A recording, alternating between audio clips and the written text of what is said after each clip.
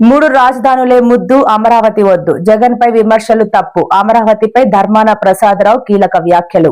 అమరావతిలో వెనుకబడిన వారికి 1 ఎకరా భూమి అయినా వస్తుందా అంటూ ప్రశ్నలు. ట్యాక్సులు కట్టడం తప్ప సామాన్య ప్రజలకు ఏం మిగలదంటూ విమర్శలు. ఉన్న ఒక హార్బర్, ఒక ఫిషింగ్ హార్బర్ రాదు. తీరా పెట్టినటువంటి హార్బర్ కూడా దుకాణం తీసి పట్టుకొని మీరు పోయినారు. చూడండి, ఇవన్నీ దేని ప్రభావం అని అంటే ఒక ప్రాంతంలో ఈ డబ్బంతా పెట్టడం వల్ల వచ్చినటువంటి సమస్య ఇది. కానీ సమానంగా అన్ని ప్రాంతాలకు రాష్ట్ర ప్రభుత్వానికి లభించినటువంటి నిధుల్ని ఖర్చు పెట్టేటువంటి పరిస్థితి వస్తే ఈ పనులన్నీ ఇప్పటి వరకు ఆగేవే. ఒక రాష్ట్ర ప్రభుత్వానికి ఈనాడు 3,30,000 కోట్లు ఆదాయం బడ్జెట్లో సమకూరితే మా దగ్గర 1,000 కోట్ల ప్రాజెక్టు సంవత్సరానికి పూర్తి కాదే. ఇది ధర్మమా అని అడుగుతున్నాను నేను.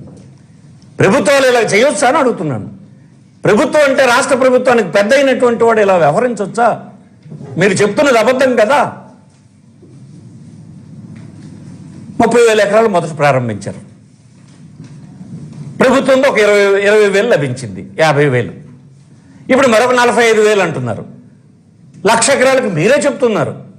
ఎకరానికి ఇన్ఫ్రాస్ట్రక్చర్ అంటే ఏంటి? అభివృద్ధి కాదు, ఇన్ఫ్రాస్ట్రక్చర్కు 2 కోట్లు కావాలని చెప్తున్నారు. 1,00,000 ఎకరాలకు 2 కోట్లు, ఒక్కొక్క ఎకరానికి చెప్పున్నా 2 లక్షల కోట్లు. పట్టుమని ఈనాడు రాష్ట్రానికి లభిస్తున్నటువంటి నిధుల్లో ఒక 10,000 కోట్లు కూడా ఇలాంటి ప్రాంతాలకు ఖర్చు పెట్టలేనటువంటి స్థితి ఉందని, క్యాపిటల్ ఎక్స్పెండిచర్ పెట్టడానికి అవకాశం లేకపోతుందని పదే మీరు చెప్తూ ఇది ఇంకో 40-50 సంవత్సరాలు పడుతుంది అని అంటారు.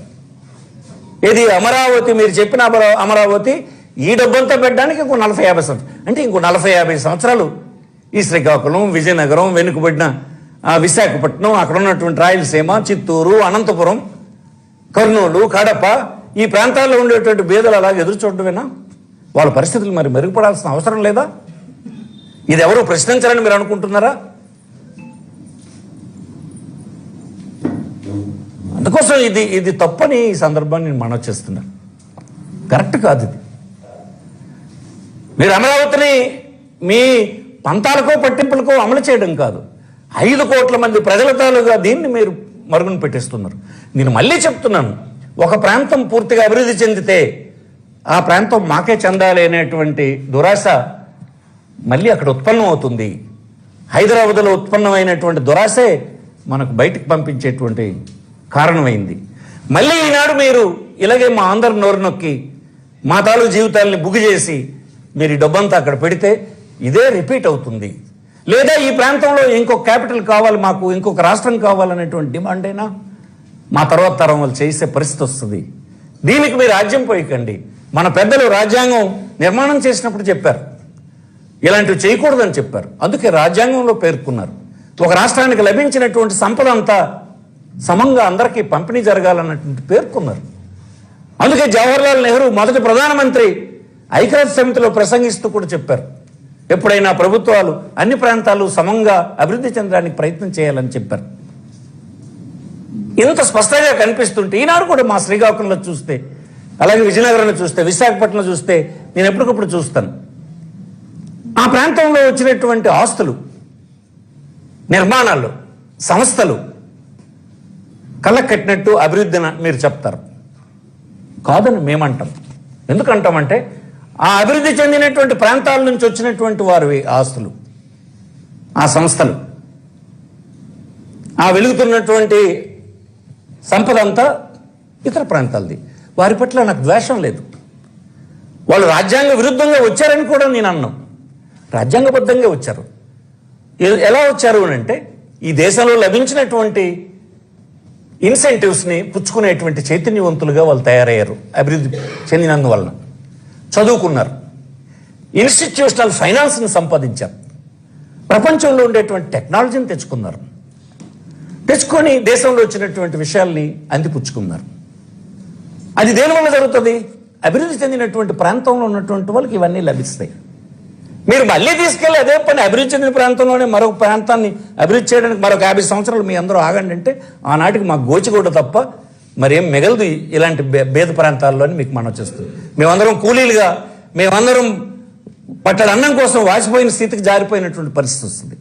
మా ప్రాంతంలో ఉన్న ప్రతినిధులు అమరావతి మా రాజధాని అని పాపం ఇబ్బందులు పడుతూ చెప్తున్నారు. కేవలం మిమ్మల్ని మెప్పించడానికి, మీ వద్ద వాస్తవం చెప్పలేక. ఈ ప్రజల దృష్టి చూసి వాళ్ళకి చెప్పమనండి. ఇది అన్యాయం కదా. ప్రపంచం అంతా ఎటు వెళ్తుంది? డీసెంట్రలైజ్డ్ అప్రోచ్న అన్ని ప్రాంతాల్లో వెళ్తున్నాయి. మీరు దాన్ని వక్రించి అది వక్రీకరించి జగన్ ఇది అన్నాడు అది అన్నాడు. నేను విశాఖపట్నంలో కూడా కాన్సన్ట్రేటెడ్ అప్రోచ్కి నేను వ్యతిరేకం. ఒక విశాఖపట్నం మీరు రాజధాని పెట్టి మొత్తం డబ్బంతా విశాఖలో పెడతామని నేను ఒప్పుకోను. నేను ఎంత అంగీకరించను. నేనే కాదు, ఈ రాష్ట్రంలో ఉన్న ఏ ప్రజల జీవితంలో బతుకుతున్నటువంటి ఏ వ్యక్తి కూడా ఒక్క విశాఖపట్నం వద్దు, అన్ని ప్రాంతాలకి పెట్టండి. అలాగే కడపలో పెట్టేసినా నేను ఒప్పుకోను. మీరందరూ మా వాదన మా జగన్మోహన్ రెడ్డి గారికి చెప్తాం. కాన్సన్ట్రేటెడ్ అప్రోచ్ తప్పండి అని. ఆయనే డీసెంట్రలైజ్డ్ అప్రోచ్ తీసుకొచ్చాడు. ఆయనతోటి మీరు ఆయనకి హేళన చేస్తున్నారు. తప్పు మీరు చేస్తుంది. రాజ్యాంగ విరుద్ధంగా చేస్తున్నారు. చట్టంలో ఉండేటువంటివి కాంట్రడిక్షన్ ఉంది. మీ తాలుగా అభిప్రాయాలు మీకు వీలుగా ఉన్నప్పుడేమో మీకు అనుకూలంగా మార్చుకుంటున్నారు. తిరిగి ఇది కాదు తప్పు అని ఆయన చెప్తే జగన్మోహన్ రెడ్డిని మీరు హేళన చేసి ప్రజలకు చెప్పాడు. మీరు హేళన చేసినంత మాత్రం జడ్డేలో అనుకుంటా ప్రజలు.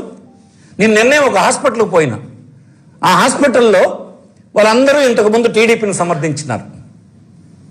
కానీ నిన్న మేము వెళ్తే నాకు అక్కడ ఉన్నటువంటి డాక్టర్లు, పేషెంట్లు, స్టాఫ్ అందరూ కూడా ఇది అన్యాయం, ఇది అన్యాయం, ఇంకా ఈ నోరు నొక్కే పనిని మనం సహించడానికి వీల్లేదని చెప్పి అందరూ చెప్పారు. కనిపించిపోతుంది క్లియర్గా. రాష్ట్రం అంతా మీ నిర్ణయానికి వ్యతిరేకంగా ఉందని సందర్భం మనం చేస్తున్నాం. మీరు మాటలు చెప్పారు మొన్న ఎన్నికలప్పుడు అనేక అసలు ఒరిజినల్గా జగన్మోహన్ రెడ్డి పేదల వైపు పనిచేసేటువంటి మనస్తత్వం కలిగినటువంటి వాడు. ఆయన భావజాలం అది. వారికి అనుకూలంగా అన్ని నిర్ణయాలు చేస్తూ పాలన చేశాడు 5 సంవత్సరాలు. మీరేం చెప్పారు? ఎన్నికలు వచ్చినప్పటికీ ఏం చెప్పారు? దానికంటే ప్రతిదానికి ఆయన 10,000 రూపాయలు ఇస్తే 20,000 ఇస్తాను, ఇది ఇస్తే 20 లక్షల జాబ్ ఇచ్చేస్తాను. Thank you for watching CTV News. For more updates, do subscribe and like, comment.